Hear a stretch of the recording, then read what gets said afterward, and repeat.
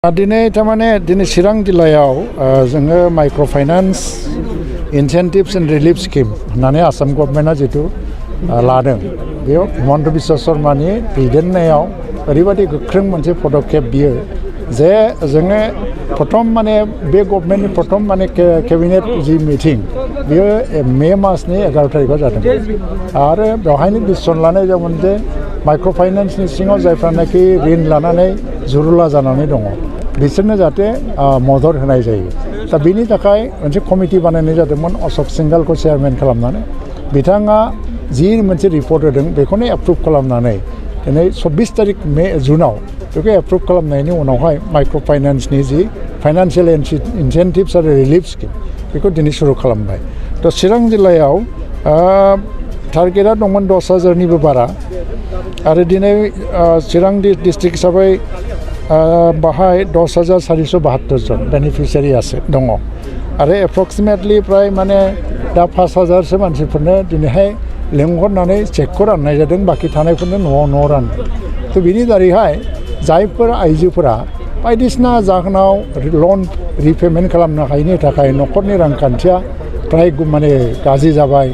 जोबोद खस्थ' मोनबाय बिसोरखौ फुराफुरिबाबै माने लन मुक्त खालामनाय बे मोनसे थांखि फारसेथिं जायफ्रा दाबो लन होनो हायाखै खिन्थु होनो हागौ जुदि बिसोरो जुदि लनखौ गोख्रैनो होयोबा मोनसे दिन खालामनाय जादों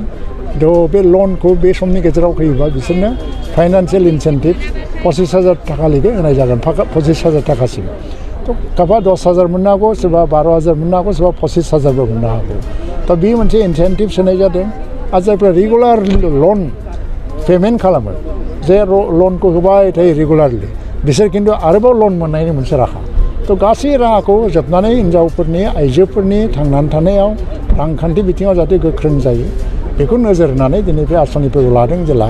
दा गामिनि रांखान्थि बा आइजोफोरनि रांखान्थि जौगानायाव बे जोबोद मदद होयो माबायदि मावजानो लुगैयो आइजोफोरनि लन लानाय लनखौ मोजाङै बाहायनांगोन खारन दिनैहाय गुबैयै जों बर' आइजोफोरनि बाथ्राखौ जुदि बुङोबा जोङो सोलोंनांगोन गुबुन आइजोफोरनिफ्राय अन्ध्र प्रदेशआव माखासे आइजोफोरा दिनै गाइखेरनि बिजनेस खालामो आरो सोरबाया पल्ट्रि फार्म खालामो बिसोरो लननि थाखाखौ ओरैबायदि हिसाबजों बाहायो जे बेखौ जागारनाय लोंलागारनाय रंजानाय बाजानायाव बाहाया मालाबाबो जोंनाव मा नुयो सम सम बे हिनजावफ्राबो हौवाफ्राबो गभर्नमेन्टनि बबेबा लन थाबायनानै लन मोनोबा लन मोननायनि खुसिजों पार्टि जाग्रायलायनाय मोनसे कालचार दं जोंनाव बेफोरखौ गारनांगौ थ' जोङो मोजाङै बाहायनांगौ आरो जोङो हिसाबजों सोलिनांगौ गासिबो मानसियानो इक'नमिस्ट गाव गावनि जिबनाव गाव गावनि परियालाव बयबो अर्थनितिबिद जुदि गावनि रांखान्थि अबस्थाखौ गाव जुदि बुजियो आरो बेसेबां बाहायनांगौ माबोरै सोलिनांगौ बेखौ बुजिनो हायोबानो अर्थनितिबिद जायो रांखान्थिबिद जायो थ' ओंखायनो आइजोफोराबो बे बिथिङाव गोख्रों आवगायनांगौ आरो गोसोआव खुनु लोरबां जानो नाङा दिनै नुनो मोन्दों जे जायफोर लन लादों बिथांमोना गेलामाल दखानबो होदों आबादबो मावदों हौवाफ्रा जेखौ मावो हिनजावफ्राबो मावगासिनो दं थ' गासिबो बिथिङाव आवगायबोनांगौ आरो खोमसि फोथायनायखौ गारनांगौ आरो बेनिफ्राय लोगोसेयैनो मा जाहैबाय रांखान्थि बिथिङाव हौवाफ्रा जेखौ मावो हिनजावफ्रा बेखौ मावनो हाया होननाय साननाय जे लोरबां साननायफोरखौ जों गारनांगौ थ' बिदि आवगायबोयोबा जों दावगानो हागोन नोंथांमोननि गभर्नमेन्ट जौगाखांनायनि थाखाय ना दाथ' माइक्र' फाइनान्सनि जे रिलिफ होनायनि खोथा दङ आरो बेनि अनगायैबो सोलोंथाइ बिथिङाव गोबां दङ आरो बिदिनो एन्टारप्रिनियरशिप बा उइभिं हेन्डलुम टेक्सटाइल सेक्टराव दिनै BTCआव मोनसे एरि मिशन इन्डिनि मोनसे मिशनबो स्टार्ट खालामबाय फ्राय 300 कौटिनिफ्राय 400 कौटि इनभेस्टमेन्ट जागोन गभर्नमेन्ट अफ इन्डियानिफ्राय आरो आसाम गभर्नमेन्टनिफ्रायबो जोङो बे बिबानखौनो नायो जिहेतु थ' साफ्रोमबो जि दाग्रा आइजोफ्रा जाहाथे लाब जायो बेखौ नायनानै दा आसाम गभर्नमेन्टआ थांनाय बाजेटआव 100 कौटि थाखा होदों जोंनो बे 100 कौटि थाखाजों जोङो जोंनि आइजोफ्रा दानाय असमिया गामसा बर'नि आर'नाइ राभाफोरनि फाजर बा मिसिंनि एकक बा गुबुन गुबुन बिदि गोदोनायाव लाग्रा गामसाफोरखौ बायनायनि मोनसे थांखि लादों थ' 100 कौटि थाखानि बे जिखौ बायगोन जेला अब्ला आर्ट फेडनि दारै बायनाय जागोन आरो आर्ट फेडआ बेखौ डाइरेक्टयै गामियाव जे बायग्रा मोनसे काउन्टार खुलिनानै जों दाग्रा आइजोफोरनिफ्रायनो डाइरेक्ट बायगोन बेनि दारै जि दागिरिफोरनो मदद होनो नाजानाय जादों कर'नानि समाव बिसिनि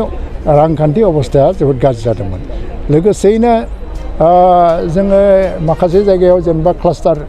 हेन्डलुम क्लास्टारबो बानायनाय जादों आरो बिटिआर ओनसोलाव थांनाय बाजेटआव प्राय 2 कोटिनिबो बारा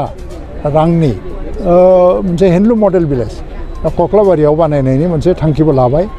जानो थांगासिनो दङ थिग बिदिनो बिटिसि ओनसोल आरो बिटिसि गभर्नमेन्ट आरो आसाम गभर्नमेन्ट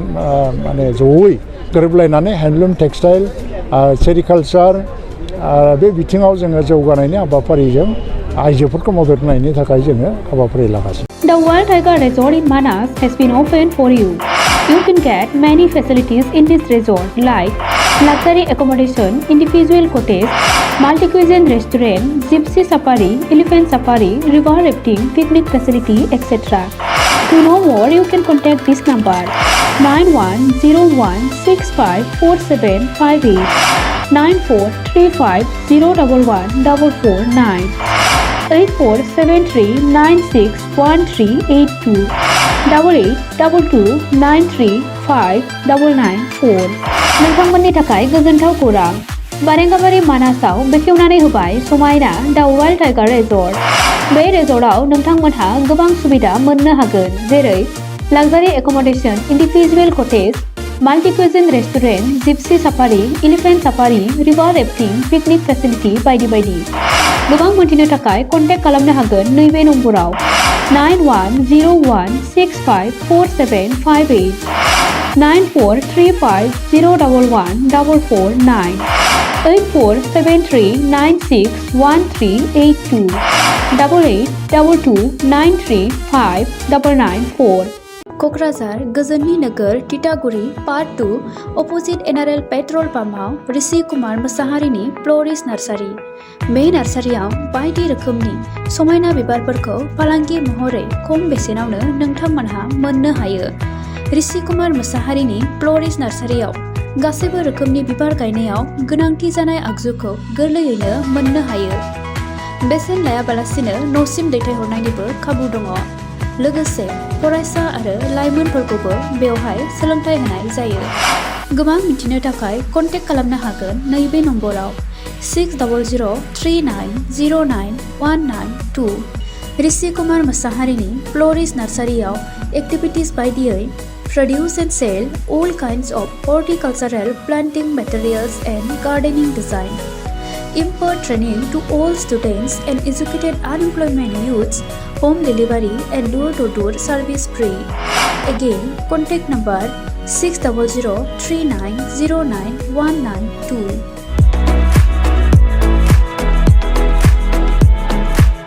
मोनसे गोजोनथाव खौरां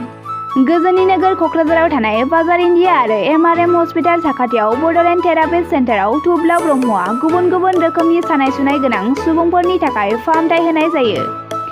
जेरै जान्जि सानाय, हान्थु सानाय, गोदोना सानाय, आदै सानाय, आफादावदै सानाय, जानजि जरा सानाय, खर' सानाय, सिनस्रि जरा सानाय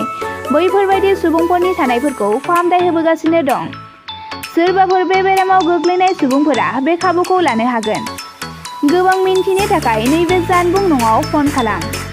9974030738.